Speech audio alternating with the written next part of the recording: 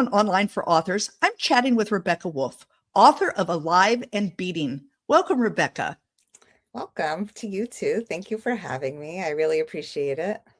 I am so excited to have you. Loved the book, but before we really dive in, why don't you tell the listeners just very briefly what they're going to find when they open up the cover of Alive and Beating? Sure. So very, very briefly, my book follows 6 characters from diverse backgrounds and neighborhoods all throughout Jerusalem, all of whom are awaiting organ transplants on the day that will change their lives. Absolutely. My one quick summary. It is, and it is, but it's one of those books that immediately sucked me in. And then I have one thing, and it's, I want to know more about the characters after. Like, you need 6 more books now so that we can know. I have heard that a lot. People want an epilogue, or they want a sequel or something. And the thing is I understand why you didn't, because as an author, I often hear the same thing. And it's like, no, you have to kind of leave it. You have, there's a stopping point, and where is that?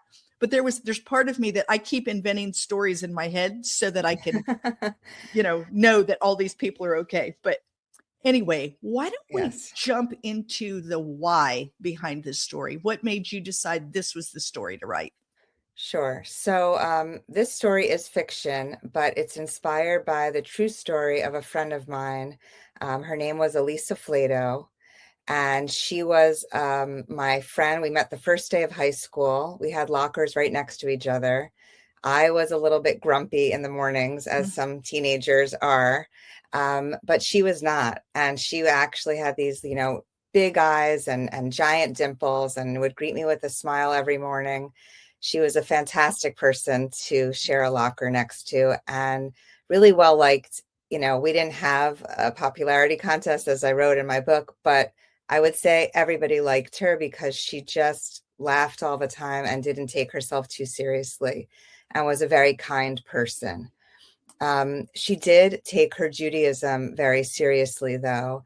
And in her junior year of college, she was at Brandeis, in Massachusetts. She decided to take a semester off and go to Israel and study Judaism in a seminary there. So she was there for a few months, loving it. And then the seminary closed for vacation before Passover, and she went with a few friends on a bus heading to the beach for a little vacation before the holiday. On her way to the beach, a suicide bomber rammed his truck into her bus and exploded himself. And she was pretty much brain dead on impact. A piece of shrapnel severed her brainstem, but she was alive. So the paramedics took her and brought her to the hospital and waited for her father to come from America when they sprung that question on him: can you donate her organs? Yeah. And this was a really complicated question, which I think actually it always is, but it was particularly problematic because this was April 1995. At that time in Israel, there was no death except cardiac death. So now in 2008, they changed the rules to allow for brainstem death. Didn't exist then. Elisa was the first American tourist killed by terror in Israel. So that already was a whole thing. And then in addition to that, she was an Orthodox Jew. And so this really was not something that was commonplace. And it was very controversial, you would say, of whether or not it was allowed. But her family spoke with lots of rabbis and doctors, both in Israel and in America, and ultimately came to the decision that they could donate her organs and she would be able to save 6 lives. So I had been studying abroad that semester as well. I was in London. I was studying at King's College in their war studies department. I had wanted to be a war correspondent, so I was studying terrorism there. So I flew to Israel in time for Elisa's coffin to be loaded into the cargo hold of the plane that would take her back to New Jersey, where they were going to have her funeral and burial. And while that scene is obviously imprinted in my brain, what really stuck with me was the press conference that then Prime Minister Yitzhak Rabin had when he said, Elisa's heart is alive and beating in Jerusalem, because it was just so groundbreaking that her family would do this. And she was on every newscast, every newspaper there. But again, I was 20 years old. And so I wasn't really thinking about writing a book. I was still in college. I had these plans to become a war correspondent. I didn't. I became a financial reporter instead. I worked for the wire service of the Wall Street Journal. It was a little bit of a better job. I'm sure my parents were happy I chose that. Sure. And then as things go, I had kids. I stayed home with them. I did a lot of freelance writing.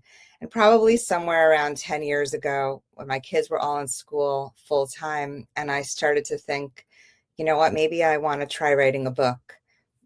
And there was just no thought about writing anything except this, because I don't even know that I realized that it was so kind of high up in my subconscious, but I sat down and that was what came out of me. That was the book that came out. Yeah. It doesn't surprise me. It also doesn't surprise me that at 20, you didn't think to yourself that you were going to write it, because something like that takes a long time to digest in a way that you can now write about it, especially turning it into a fictional story. It'd be one thing if you were doing a journalistic story about it. You can be a little more separated from it, maybe. But when you go to turn it into a fictionalized story, now you're living with it. You're internalizing it. You're creating with it. And that would be hard to do for something that had just happened and just touched you in that way.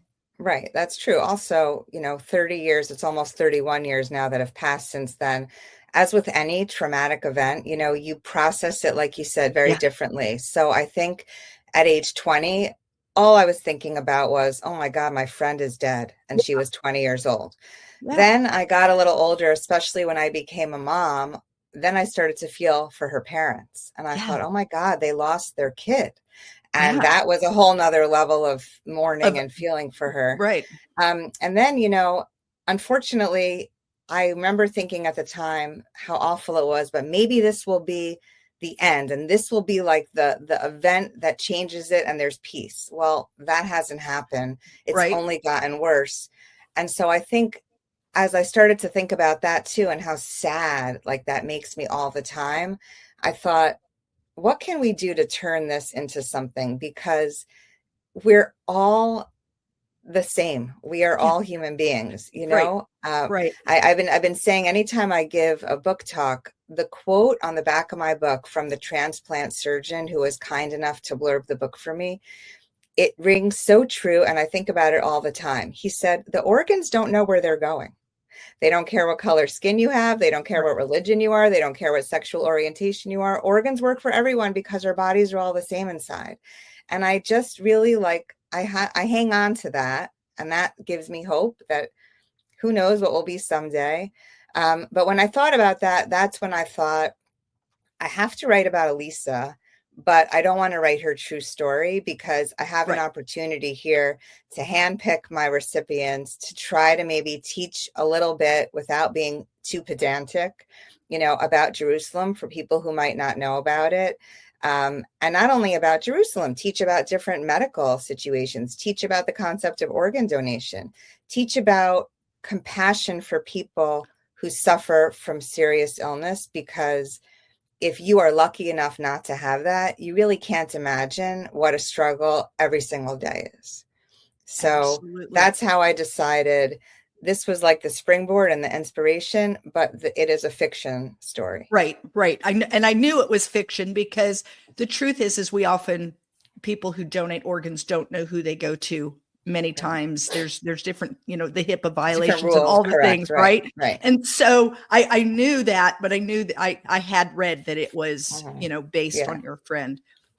So you picked these very diverse characters. So we have a Catholic priest, and we have actually. Right.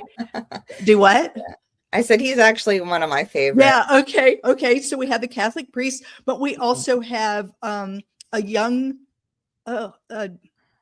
adult who is Jewish and I don't know how to pronounce it. How do you pronounce the college? You could say Hasidic or Haredi. She's very, very ultra Orthodox. Might be the right way to say it in English. She's ultra Orthodox. And I didn't want to. I didn't want to mess that up because I knew I wouldn't be able to say it correctly. Yes. And you have people who are Muslim, and so we have a wide range of what I'm assuming are typical people that you would find in Jerusalem.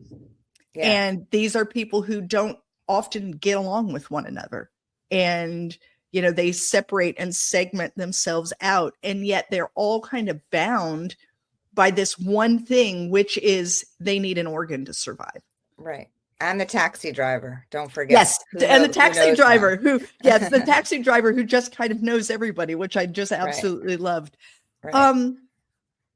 And so this was done purposefully, where you said to yourself, I'm going to make these individuals pretty much as different as I can and show that across. Yeah, because I think, if you've ever been to Jerusalem, it's not that big a town, and yet if you almost feels like the weather's different. And if from one place to another, you can go from one place with lots of green parks and somewhere else where it's tons of apartment blocks and not as many things. And same thing with the population. And everyone there really feels like you're connected by 1 degree of separation, not the normal 6 degrees of separation. To me, it is like just a perfect microcosm of the world. And so I wanted to highlight that. And even little things like, for example, with my Catholic priest, the Christians really get the short end of the stick in Israel. People are always talking about Jews and Muslims, but Israel is a very holy land to Christian people. And that's something that I didn't really think about, but it is now that I've done so much research and talked to people, it's a real problem, and it's a real issue for them. And so that was so interesting for me. And I thought, well, if this is interesting for me to learn, maybe other people will find this interesting too. Yeah, no, absolutely. And first of all, I learned a lot, which I thought was really good. I enjoy it when I read a book and I learn things. But the characters, you did a really good job of essentially sucking me in, where immediately I had to know, what's going to happen. Is she going to continue on? Is she quitting now? What? Because that was something else that you showed, was this journey that these people have with. We had failing heart, we had failing kidneys, we had failing lungs. All the things that can go wrong, right? It isn't an easy journey. It's not like they just get up in the morning and they do their life and then they hope to get this organ. There's a lot of things that are going on, and they get discouraged and wonder if is it even worth it? Yeah. Listen, obviously that is what you said is the most true for my teenage boys who are awaiting heart transplants. They can't even be at home. They have to be in the hospital. Their lives are pretty much confined to a hospital room. And when you think about that for a minute, how depressing is that? How hard is that for them, for their families, and then it was really hard to write that dialogue, because especially as a mom, it's kind of hard to imagine kids dealing with their mortality and thinking every day, well, am I going to get a heart today, or am I going to die today? But it was important for me to try to write that authentically. And again, I did a lot of research and watched a lot of videos and talked to whomever would be willing to talk to me, because that is what life is like. You wake up in the morning and you wonder, is this it? Is this today going to be my last day? And you can't know. No, it's not like it's written down and you can say, okay, well, I have until October 23rd. You do not know. Yeah. And, since this book came out, just actually a couple weeks ago, a girl in my daughter's high school class who they just graduated in June. So she just is right after graduation. She needed a heart transplant, and thankfully she got one and she's doing great. But when she wrote on the grade group chat about it, she said right away when she heard there was a heart available, she had a minute of elation. But then she also thought, oh my God, someone just died. Someone died. Yeah. And that's also when you think about a girl who's 18, processing that, dealing with that weight of every day thinking someone died so I can live. that's hard. Right. And it's one of the things I even put in my review of the book is this idea that, you want them to get the heart transplant, but by doing so, you're actually also saying, I need someone to die. Right. So someone else can live. And so, yeah, transplant is, unless it's a live donor transplant with a kidney, most of the time these transplants are someone's disaster is going to turn into your miracle. Yeah. Right. And that would be a hard thing to process. Very hard. In fact, one of the people I was lucky enough to meet over this past, almost a year of this book journey, I met a woman who is a transplant psychiatrist, and I didn't even know that existed as a specialty. But just like what you said, it's really hard to process it. And they actually have a subspecialty dedicated just to that, because there is tremendous survivor guilt and a lot of other things that go along with it. And they need someone to help them process that. I gotta laugh. We'll talk I don't like to delve too much into the book because I want people to go read it, but there's a conversation between the two young boys, and it made me laugh because they were trying to decide if they would become like the person's heart, and it was like, well, what if the person is gay? Will that mean that we won't like girls anymore? Right. And it made me laugh because I think there is some of that fear of, will I still be me? Right. When this is all over, I'm putting someone else into me. Will I still be me? Mm-hmm. And you did a good job bringing that up. You made it funny, but you also made it where we started to think about that concept. Yeah. I mean, and now that concept is not only with people, but, there's xenotransplantation. So you're getting pig organs and other things. In fact, I was just reading a book. They're working on chimera transplantation, which is half animal, half human. I mean, there's crazy stuff going on. Right. And that might also make someone feel weird. But I think at the end of the day, when you are in a situation where you need a transplant to live, you'll probably do anything. Well, and that was also brought up that we saw several times where people were saying, like, well, do you think it's a Jewish heart? And they're like, who cares? Right. Like, I don't care. I don't care if it came from an alien, it doesn't matter to me, which is going to happen soon too, if we're already getting You're right. I suspect that's true. Which character for you was the easiest to write? So the easiest is a hard question. I guess the easiest one to write was my ultra-Orthodox girl, because while I am not ultra-Orthodox, I'm Orthodox. So a little bit I can understand part of it. And I do have a lot of friends that live in that world. So that was the easiest for me to create the character. The most fun character to write was the Catholic priest. Yeah. Because I love the challenge that he's the total opposite of me. I'm not a man, and I'm not Catholic, and I'm not a priest. I liked that he wasn't as seriously ill as the others, meaning, of course, diabetes is a serious disease, and he has this uncontrollable diabetes. But like, if he didn't get it that day, he wasn't going to die. So in some ways, the pressure off of me, because writing a lot of the others was very stressful. And I also liked that he had such a hard childhood and such a hard life, and yet he was a person with so much love and kindness. And I mean, I know I made this guy up, but I feel like at a certain point when you write, the characters really do kind of they become real. And they become real to the point that they take the story where they want it to go. And now, as I've been saying recently, when I go to Israel, I'm kind of looking around as if, am I going to run into any of these guys? And, I know it's silly, but they are so real to me.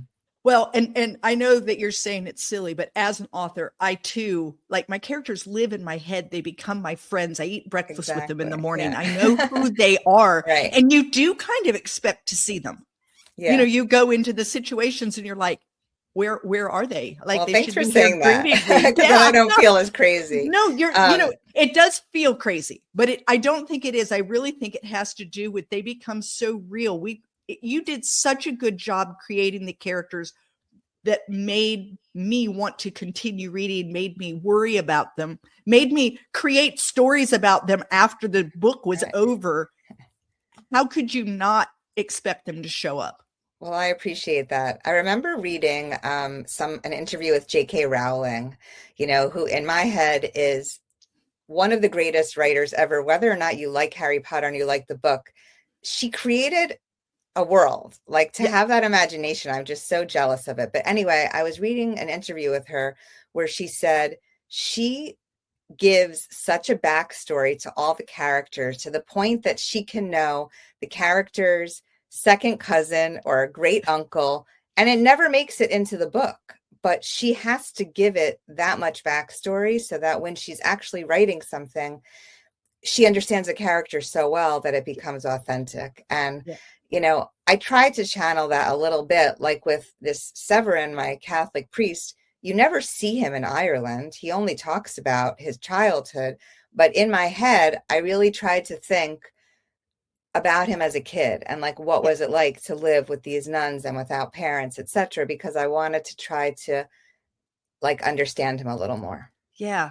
Yeah. No, and like I said, you did a good job because you have a book with a lot of characters, which means that you can't dedicate 300 pages to a character. You can only dedicate 1/6 of the story to each character, right? And so that's kind of where we are.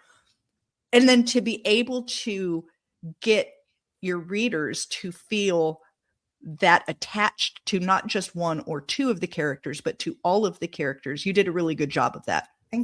That's something you should pat yourself on the back. And if you haven't gotten yourself ice cream for doing that good, you should go do that today. Thank you. Absolutely. Thank you. And I think if we were going to talk about the hardest character to write, it's probably a tie between the two teenage boys who are waiting for the heart, because as I said before, just kind of writing their dialogue and imagining these boys was so hard.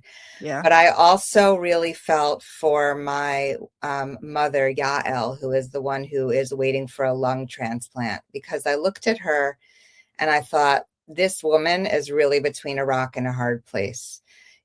She already got a double lung transplant. If she gets another, it'll buy her a few years, but realistically, she's not really going to live long enough to see her child grow up. And she has tremendous talk about survivor's guilt, getting one set of lungs, then a second set of lungs, and also just going through that process again and knowing how hard and scary that's going to be. And I really felt for her because I thought, this woman is just contemplating terrible scenarios and there's really no way for her to win. Yeah. Yeah. It's like, is it worth getting another 6 to 8 years? Right. And her doctor essentially is saying, yes, and we could do a third one if we need to. And she's thinking to herself, at what point do you stop? Right. And I found it very fascinating. Just the different illnesses that people had and the different reasons that people would need a lung transplant. I mean, a transplant at all. And I had never even really considered a lung transplant and what that meant, especially for what she had, cystic fibrosis. And I don't think that I had ever realized that if you transplanted the lungs, that it would come back. Right. I thought it was a lung issue. It's apparently an issue somewhere else that affects the lungs. And well, also just with any transplant, right? I mean, there's always all these articles about it. You have to take all these immunosuppressant drugs. So it's another one of these things where it's you're going through one thing, but then you lose another. And so it's really hard. It is very hard.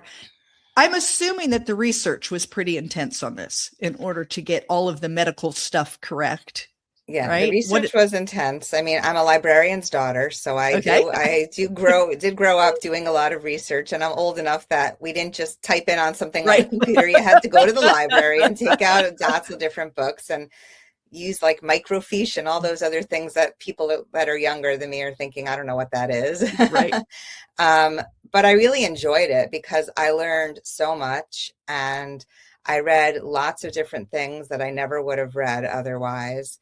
And I got to talk to so many different kinds of people, and even just the medicine part of it. I find that very interesting. I always say I would have been a doctor like in the 14th century where you just had to be an apprentice, but I don't think I would have wanted to go to medical school and take organic chemistry and the rest of it. So, thankfully I have a ton of friends who are doctors, and they were really helpful. And now also online, I mean, between YouTube and just anyone, like it's so easy to do the research and to find people to talk to and to watch their interviews. And I also read a lot of really good books, and the two that I always give a shout out to, even though unfortunately the authors have passed, I want to give them tribute. When Breath Becomes Air by Paul Kalanithi. I don't know if you ever read that. I think it won a Pulitzer Prize, actually. That's about a 36-year-old neurosurgeon who gets lung cancer. And then there's a book called The Unwinding of the Miracle by Joy Yip Williams, who was a blind Harvard-trained lawyer who also became a wife and a mother. And she had colon cancer at age 42. But both of those authors were not only incredible writers, but they were so honest and open and really let you into what a day was like with the terminal illness. And so I have to give them both, like I said, the credit and the honor of allowing me to read that, because I feel like if there's any authenticity in my characters, a lot of it is credit to them in getting their emotions across. Fantastic. When people walk away after reading this book, if they could walk away with one thing, what is that you want them to walk away with? Very easy. Shared humanity. Yeah. I always say the world is a very complicated place. And unfortunately, it seems like it just gets worse every day and everyone hates each other. And so I'm not really asking you or anyone to try to understand someone else's perspective. That's a lot. Let's leave that. But can you recognize that someone else is a human being and is in pain? Because I think if we could just do that, we're going to be in a better situation. Just recognize the humanity in each other and recognize that you are hurting and I'm hurting, and that's it. I know that sounds so simple, but to me, that will be the message to take away from the book. We're all human beings. We all deserve a fair chance, and let's try to work on that. Yeah, I agree. I think that's beautiful. What do you have coming up next, Rebecca? I hope this is not your last book. I hope not either. I'm actually working on something that's almost the total opposite of this book, because in this book, I would say, a secondary message is that I think most people are good. And that's why I think we have to give people a chance. In this next book that I'm working on, a very short summary, because it has plot twists, is that there's a teenage girl that witnesses a murder from the 15th floor of her apartment building. So I won't say any more about the plot, but in terms of an underlying message there, it's almost the opposite of Alive and Beating, in that this next book is about, do we all have the propensity for evil? And if so, how do we work on, squelching that? Because I do think, I've always very interested in terrorism, because to me, it's so baffling to me how somebody could do this, because it goes against your, especially a suicide bomber, like it goes against your own desire to live, which seems like an animal instinct in us. And then to kill innocent people, I don't get it. So this is not the same, but it's a part of it of wait, does this exist in everyone? And why do some people follow through and some people don't? Correct. Yeah. Right. Very interesting. Very interesting. Do you have a timeline on this one, or who knows? My goal is that instead of taking 4 years to write like this one did, I want to max out at 2 years, and I would love it if I could finish it in one. So fantastic. I'll keep you posted. Fantastic. Well, Rebecca, if someone wanted to reach out to you, talk with you about the book that you've written, Alive and Beating, or new works, or whatever, how is it that they could reach you? What's the best way to get in touch? So first of all, I would love that, because I love meeting different people. I always find I learn something from everyone I meet. So I really enjoy it. And you can reach me through my website, which is RebeccaWolfAuthor.com. It's probably the easiest way, but that will also connect you to my email, which is author@RebeccaWolf.com. it flips because it's always hard to get those domain names. I know. But or my Instagram, because honestly, I was never really on Instagram before this, and the Bookstagram, they call it, community is incredible. Definitely gotten most of my book sales because someone has read my book and told their followers about it. So you can also message me there. It's at Alive and Beating. Fantastic. And I will have all that in the show notes, guys, so you'll be able to reach right out. Thank you. Run out, grab the book, Alive and Beating. You're going to love it. Once you have read it, make sure you go out and give it a good review, because as authors, we definitely live for those reviews, right? Yes. And Rebecca, I want to thank you so much for being with me today. Thank you for having me. This was a lot of fun.